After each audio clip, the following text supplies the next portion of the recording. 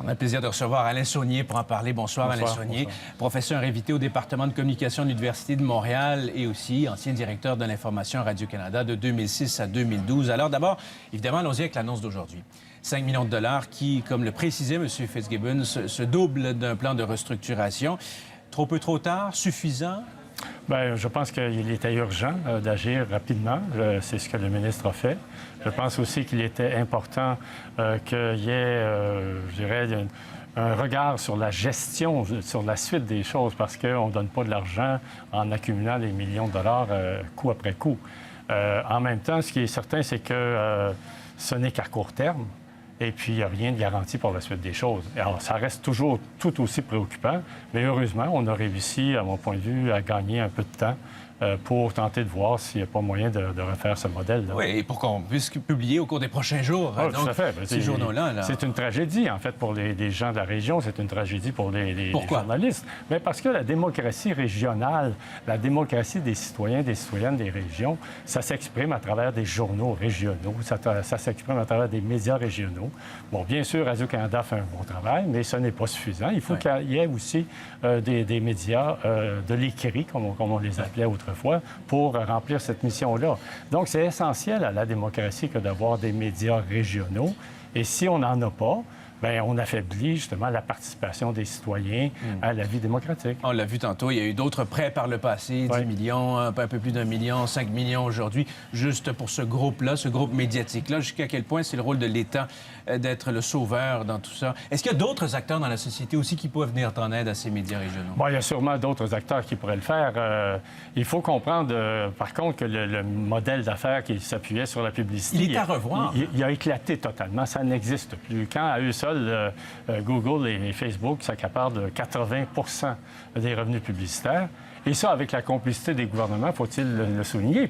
Et les médias ont joué dans ce jeu-là aussi. Parce que les articles, on invitait les gens à les partager sur Facebook. Tout à fait. Puis ça veut dire que ça leur donne des contenus, alors que ce sont des entreprises de services, Facebook et les réseaux sociaux.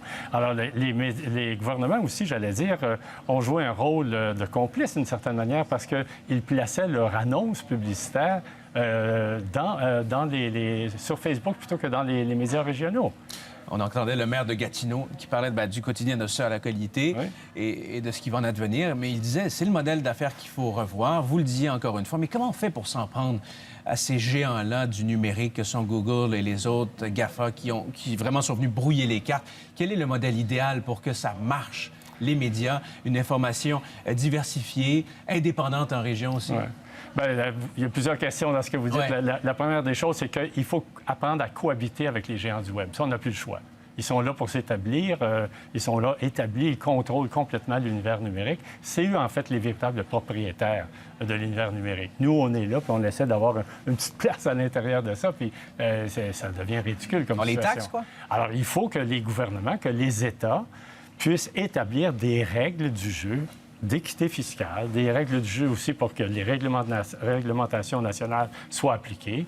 Je pense que ça prend aussi des impôts, mais aussi des taxes sur le chiffre d'affaires, mais aussi sur les profits. Parce que jusqu'à maintenant, la plupart de ces géants du Web-là font fi d'à peu près tout ce qui s'appelle territoire et État national. Et ça leur coûte pas très cher. Le contenu, on le produit, nous, médias, mais eux en profitent. Est-ce qu'ils devraient payer pour ce contenu? Bien oui, d'abord une question de droit d'auteur dans un premier temps.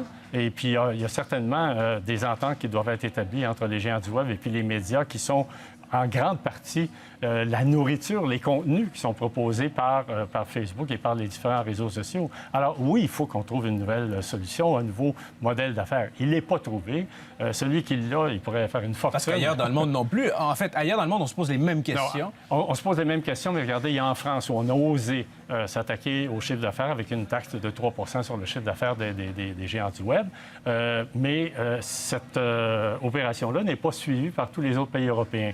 Alors, c'est pour ça que non seulement les États doivent se concerter entre eux, mais établir des règles du jeu qui soient à peu près similaires pour qu'ensemble, ils fassent un front commun contre les géants du Web. Et quand l'État aide comme ça, délie les cordons de la bourse, Est-ce qu'il y a une indépendance à protéger? Est-ce que là-dessus, sur ce front-là, on peut être tranquille quand même? Bien, c'est-à-dire que dans les mesures qui ont été annoncées par le gouvernement libéral fédéral, par M. Trudeau, il y avait un élément là-dedans qui permettait de garantir une forme d'indépendance à l'égard de l'État. Et donc, on ne se retrouve pas dans une situation de dépendance.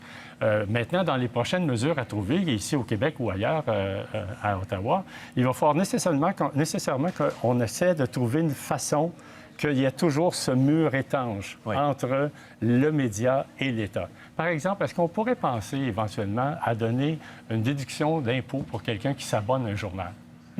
Pourquoi est-ce qu'on ne pense pas à ce genre de mesures-là?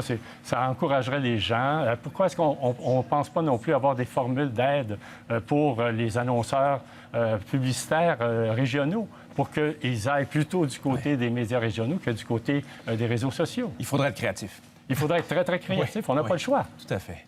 M. Saunier, c'est toujours un plaisir. À la prochaine. Au revoir. Au revoir.